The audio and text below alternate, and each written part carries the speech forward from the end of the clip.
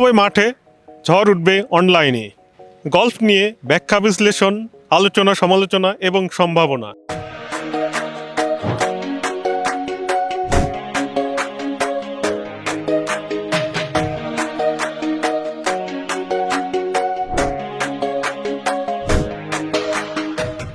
আজকে আমাদের অতিথি 1 নম্বর অ্যামেচার গলফার মোহাম্মদ শাহাবুদ্দিন। ভাটিয়ারি থেকে কুর্মিটোলা গলফ ক্লাব, এই জার্নিটা কেমন ছিল? আলহামদুলিল্লাহ ভালো, খুবই।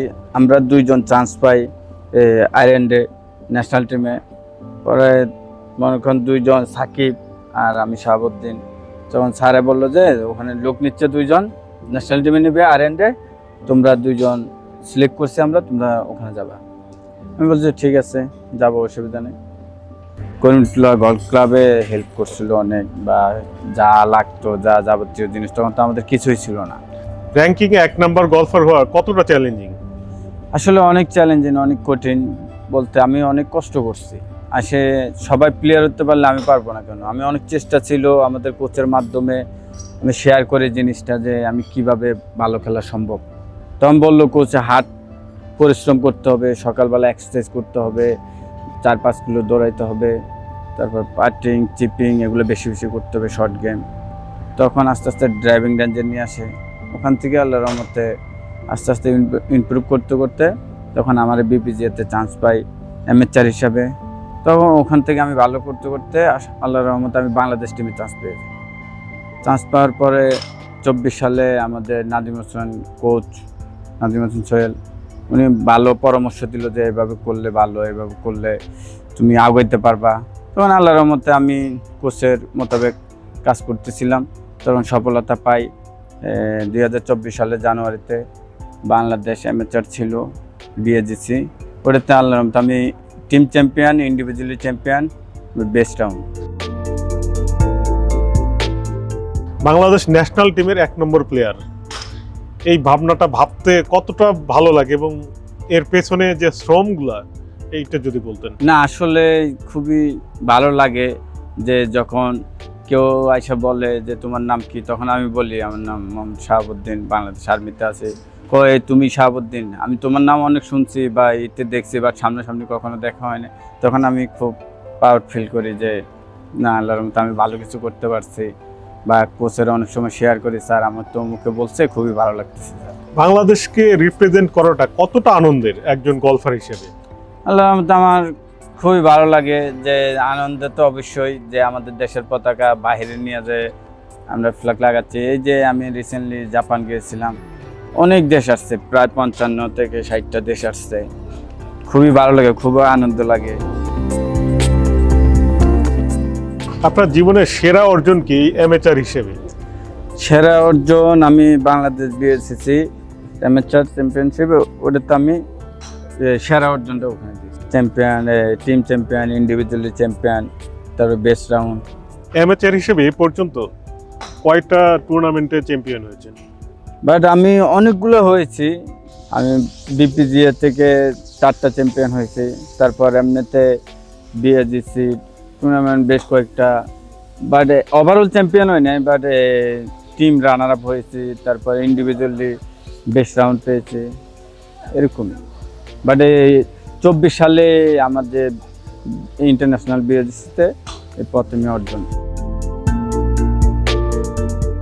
পেশাদার গলফার হিসেবে আমরা দেখি যে সিদ্দিকুর রহমানের পর ইন্টারন্যাশনাল লেভেলে কোনো পেশাদার গলফার সেভাবে আলোচনায় আসেনি। জামাল, সোহেল, এরা ইন্ডিয়া ট্যুরে জিতেছে, কিন্তু এশিয়ান ট্যুর আর কেউ জিততে পারেনি। আমরা নেক্সট কোনো সিদ্দিকুর রহমান দেখতে পাচ্ছি না। স্বপ্ন কি সিদ্দিকুরকে ছাপিয়ে যাওয়া, না সিদ্দিকুরের মতো হওয়া? ইনশাল্লাহ আমি আস্তে আস্তে ইউরোপিয়ান ট্যুর খেলবো, আশা করি ওইভাবে আমাদের কোচ তৈরি করতেছে।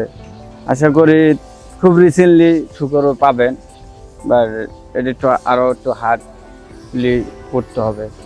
কবে পেশাদার হচ্ছেন? অ্যাকচুয়ালি পেশাদার 2025 সালে আশা করি হওয়ার সম্ভাবনা। ফিউচার প্ল্যানটা কি যদি ডিটেল বলতেন? ফিউচার প্ল্যান হয়েছে যে আমি ইউরোপের ট্যুর খেলবো ইনশাল্লাহ। আমার কোচ সব সময় আমার মাথায় রাখা যায় তোমার টার্গেটটা থাকতে হবে, টার্গেট না থাকলে তুমি ইমপ্রুভ করতে পারবে না। আমি টার্গেটে আছি যে কি ধাপে ধাপে ধাপে ধাপে কীভাবে উঠতে হয়। আমরা সব প্লেয়ার যে কোনো একটা জায়গায় আসে, বাংলাদেশের প্লেয়ার সব আটকে যাচ্ছে, এটা যে কেন এটা জানি না, বাট আমার কোচে বলতেছে যেভাবে যত সহযোগিতা লাগে আমি করব। 2010 সালে সিদ্দিকুর রহমান ব্রুনাই ওপেন জিতলেন, এরপর ঠিক এর 3 বছর পর হিরো ইন্ডিয়া ওপেনে চ্যাম্পিয়ন হলেন। একবার ইউরোপিয়ান ট্যুরেও খুব কাছাকাছি গিয়েছিলেন সিদ্দিকুর, মনে আছে মরিশাস ওপেনে শেষ মুহূর্তে যে রানার আপ হয়ে যান। কিন্তু এরপর বাংলাদেশের গল্পটা শুধুই হতাশার।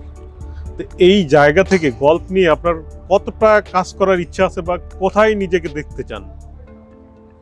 ইনশাল্লাহ আমি গল্পের সবাই চাই সেরাটা দেওয়ার জন্য, সেরা পর্যায়ে যাওয়ার জন্য আমিও চাই, কিন্তু আমাদের বাইরে বিদেশে বেশি বেশি খেলতে হবে আর বেশি বেশি টুর্নামেন্টে অংশগ্রহণ করতে হবে। বাট আমরা যখন বাইরে যাই, যে আমরা যদি বাট ক্লাব কর্তৃপক্ষ যদি চাই যে দুইটা লোক বাইরে যাচ্ছে, আমরা স্পন্সর বাইরের থেকে নিয়ে এসে দুটো স্পন্সর দিই, যে ওদেরকে ভালো খেলার জন্য আগ্রহ করি, তাহলে ইনশাল্লাহ সম্ভব। ক্লাব কতটা সহযোগিতা করতেছে? সহযোগিতা আল্লাহর রহমতে অনেক ভালো, সর্বোচ্চটা দিচ্ছে। মনে করো আমাদের যা যা লাগতেছে আমরা বলতেছি কোচের মাধ্যমে, কোচ যায় বলতেছে স্যারদেরকে, স্যাররা যা লাগতেছে সব দিচ্ছে আমাদেরকে। এই আমি জাপান গেছি, আল্লাহর রহমতে সবই দিচ্ছে। একজন ক্রিকেটার বা ফুটবলার, তাকে ফিটনেস নিয়ে অনেক কাজ করতে হয়। একজন গলফার হিসেবে আপনি কি কি কাজ করেন ফিটনেস নিয়ে? এখন তো শীত চলে আসছে, 6টার দিকে উঠে ঘুম থেকে, মানে ঘুম থেকে উঠে 5টার দিকে নামাজ কালাম পরে 6টার মধ্যে এক্সারসাইজ শুরু করে দিই। আমি এক্সারসাইজ শুরু করে হালকা পাতলা জিম করি, জিম করার পরে বাট 1 ঘন্টা 1.5 ঘন্টা এরকমই, তারপর ফ্রেশ হয়ে 8টার মধ্যে আবার মাঠে নেমে যাই, যা ড্রাইভিং রেঞ্জে প্র্যাকটিস করি, মাঠে নামি 18 হোল খেলি, তারপর কোচের কাছে এসে আমরা কাজ জমা দিই যে রেজাল্ট আমাদের আজকে এটা আসছে। এর পরবর্তীতে যেগুলো ভুল হয় ওগুলো কোচে আবার আমাদের কাজ করে। গল্ফের একটা টার্ম আছে, বলা হয় যে গল্ফ হচ্ছে মেন্টাল গেম, মানে মনস্তাত্ত্বিক বিষয়ে কোনো ট্রেনিং আপনারা নেন কি না? বাট আপাতত ওরকম কোনো ট্রেনিং নাই, বাট আমরা করছিলাম বেশ কয়েকদিন আগে, বাট 2022 সালে সম্ভবত আর্মি গল্ফ ক্লাবে আলী খানের 2টা আমি ক্লাস করছিলাম। আপনি একজন গলফার হিসেবে খুব হয়তো আগামী বছর আপনি প্রফেশনাল হয়ে যাবেন, এই সময় সবচেয়ে জরুরি কোনটা? মেন্টাল স্কিলটা বেশি জরুরি নাকি ফিজিক্যাল স্কিলটা, নাকি দুইটাই একসঙ্গে কাজ করতে চান? আমার দুইটাই একসঙ্গে কাজ করতে হবে, দুইটা না করলে বাট একটা করলে আরেক দিকে পিছিয়ে যাবে। আমার ফিজিক্যাল ফিটনেসটা মেইন, ফিজিক্যাল ফিটনেস যদি ভালো থাকে তাহলে আমার ওইটা করতে সহজ হবে আমার।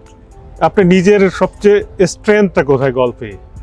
আমার সাহসটা হচ্ছে যে মনে করি আমার ফ্যামিলি, আমার মা বাবা, এর মধ্যে আমার গল্ফ ফেডারেশন আছে, এর মধ্যে আমার বাংলাদেশ আর্মি আছে, সর্বোচ্চটা দিচ্ছে। আমি এই জন্য প্রাউড ফিল করি যে আমার তো পিছিয়ে তাকানোর মতো কোনো কিছু নাই, আমার যা দেখার সামনে দেখতে হবে।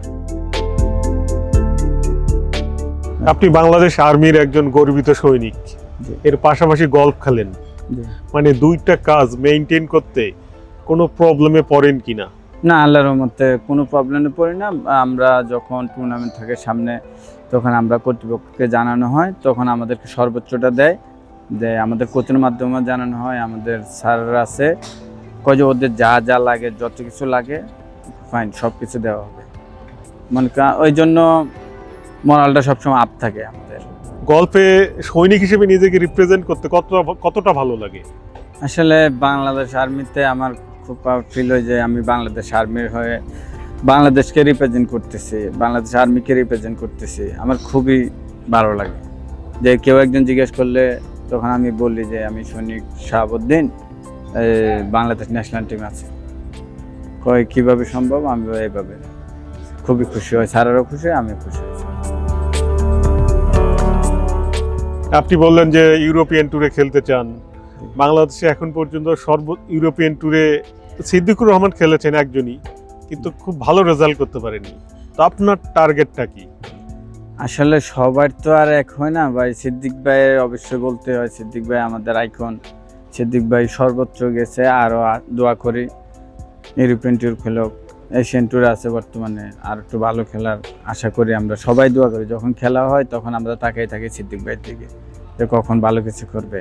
যখন আমি যাব ইনশাল্লাহ, আমি যখন বাইরে খেলবো, আমার দিকে সবাই আশা করে থাকবে পুরো বাংলাদেশ যে ভালো একটা রেজাল্ট করে আসো।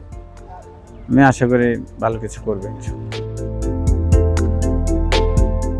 গল্ফে আপনার আইডলকে, যাকে দেখে মনে হয় যদি তার মতো হতে পারতাম? ররি ম্যাকইলরয়।